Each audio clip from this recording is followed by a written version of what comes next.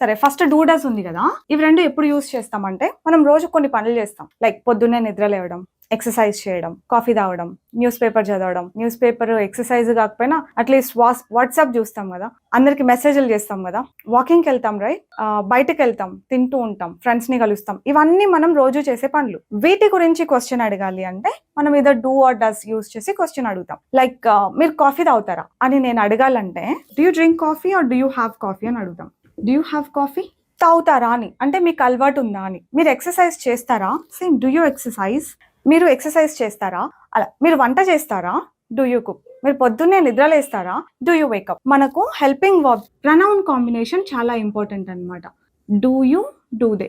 ఎక్కువ ఇలా క్వశ్చన్ అడుగుతాం, డూ యూ, డూ దే. వాళ్ళు మీకు హెల్ప్ చేస్తుంటారా, వాళ్ళు ఇక్కడికి వస్తూ ఉంటారా, వాళ్ళు మీతో మాట్లాడుతూ ఉంటారా, ఇలాంటి క్వశ్చన్స్ అన్ని do they talk to you, do they help you, ఇలా అడుగుతాం.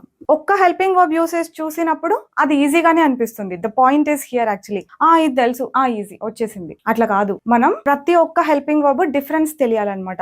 యాక్చువల్గా తెలుగు బాగా రావాలి, ఇవి అర్థం కావాలంటే అని చెప్తూ ఉంటా. తెలుగు రాకేముంది, తెలుగు రోజు మాట్లాడుతున్నాం కదా అని అనుకుంటారు, కానీ తెలుగు మాట్లాడడం వచ్చు, అనలైజ్ చేయడం రాలేదు. అంటే కలిసారా, కలుస్తారా, రేపో ఎల్లుండో కలుస్తారా, ఇప్పుడు కలవడానికి వెళ్తున్నారా, ఇట్లా 4 రకాలు సెంటెన్సెస్ ఉంటాయి. వీటి మధ్య డిఫరెన్స్ మనం తెలుగులో అర్థం చేసుకోగలిగితే తర్వాత ఇంగ్లీష్ లో ఈ హెల్పింగ్ వర్బ్స్ వాడాలి అని మీకు తెలుస్తుంది.